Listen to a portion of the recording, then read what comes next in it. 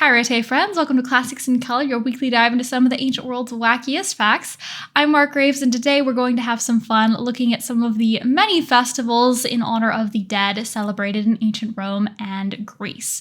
My major source for this video is an article entitled Haunted Greece and Rome by Dr. Felton, so thank you so much, Dr. Felton, and let's get started.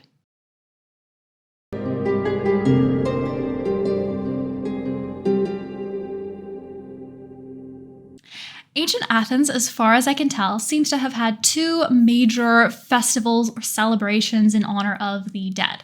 One of these was much more public-facing, so everybody would show up as a city in public spaces and have a big festival all together and sort of try to cleanse the whole city of any spirits wandering around unappeased, maybe without a family to honor them and tend their graves, etc.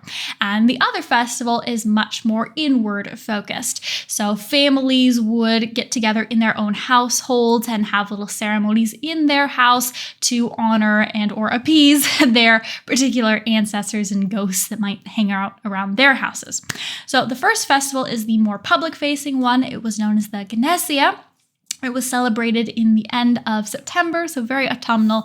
And again, that's the public one. So everybody as a whole city would come out together to cleanse the city of any lingering spirits. The second festival I have a few more details on, so I think it's a bit more interesting, but this one was called the Anthesteria, and it took place over several days through the end of February and beginning of March. And you can think of it as sort of like a spring cleaning of your house of all like ghosts and spirits before you would get ready to like go out and plant things for your spring planting. So, like I said, this took place over several days. All of these days were considered unlucky, so nobody did anything during them. It was kind of a long rest period.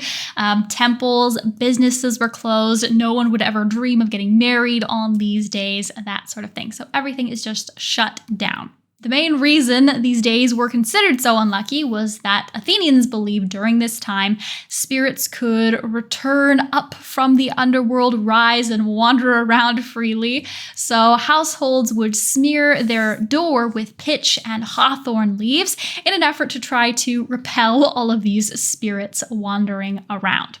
They would also worship and honor their particular ancestors and ghosts, usually in the form of cooking up like a mixed grain little cake and offering that to the god Hermes. Hermes is a god of a whole bunch of things. He's kind of a jack of all trades, but one of his jobs is that he is supposed to escort the spirits of the deceased to the underworld after they die. So I think the idea is that we are bribing Hermes to escort all of these ghosts back where they came from. And finally, at sunset of the very last day of this, the patriarch of every household in Athens is supposed to walk from each room of his house to all of the other rooms, sort of reciting and chanting, "Away, spirits, Anthesteria is over." So this whole week basically lets spirits back into the city, back into everybody's lives, and then at the end, you banish them back. The Romans similarly had several different days that involved spirits of the dead. In February, they also had a celebration called the Parentalia, and this lasted for 10 days, quite a while, and it celebrated several different things, but the last day was called the Feralia, and that was focused on the spirits of the dead. But during this whole time, the whole 10 days, everything, again, is shut down, so there's no temples, no businesses, no senate, etc. So everybody just kind of has a rest.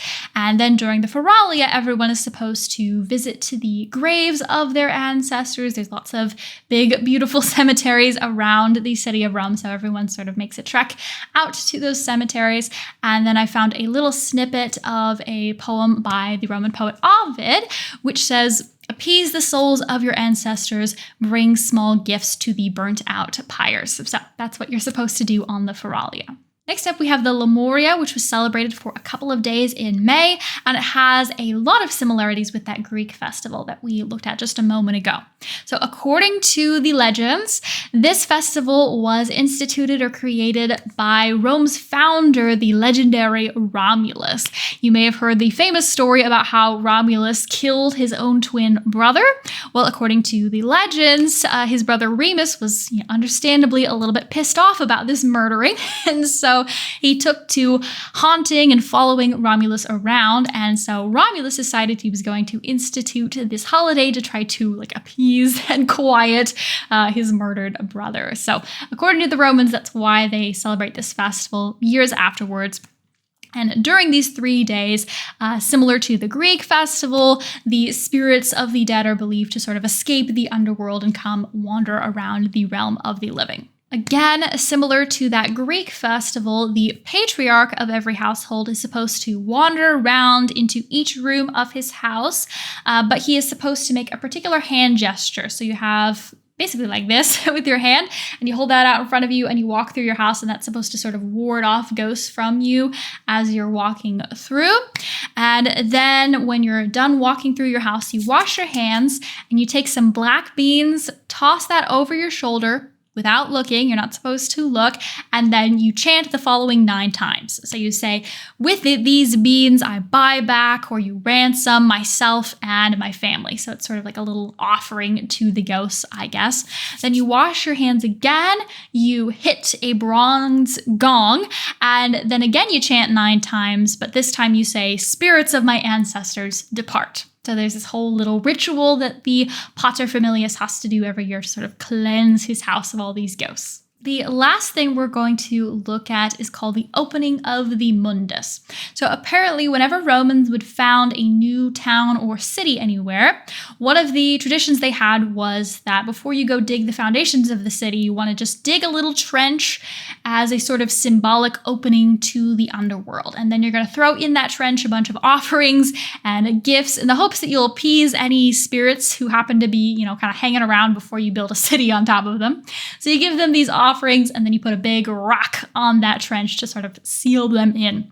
But 3 times a year, you're supposed to go lift that rock out of the way and kind of let them free, let them wander around, let them stretch their legs, get a little bit of exercise before you, at the end of the day, seal them back in. So the opening the seal is called the opening of the Mundus. And this is much more of a public-facing festival, so it's supposed to be run by the city and for the benefit of the city. So you don't see all of those cute, quaint little traditions happening inside of individual households, but it's just meant to sort of keep the city as a whole safe and purge the city as a whole. And again, those 3 times a year that you open up that gate and let them wander around, those days are considered unlucky, so no business, no temples, no anything like that. So hopefully you find all this as fun and interesting as I do. Let me know in the comments if there's anything you wish we would incorporate into our Halloween. Personally, I think it would actually be really cool if we went and visited cemeteries and we remembered and visited our ancestors. I think that could be really cool and actually kind of meaningful.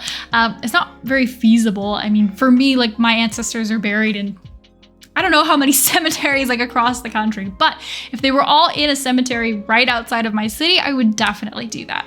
But anyway, thank you so much for checking out this video. Special thank you as always to subscribers and to Patreon members. Chαίrete.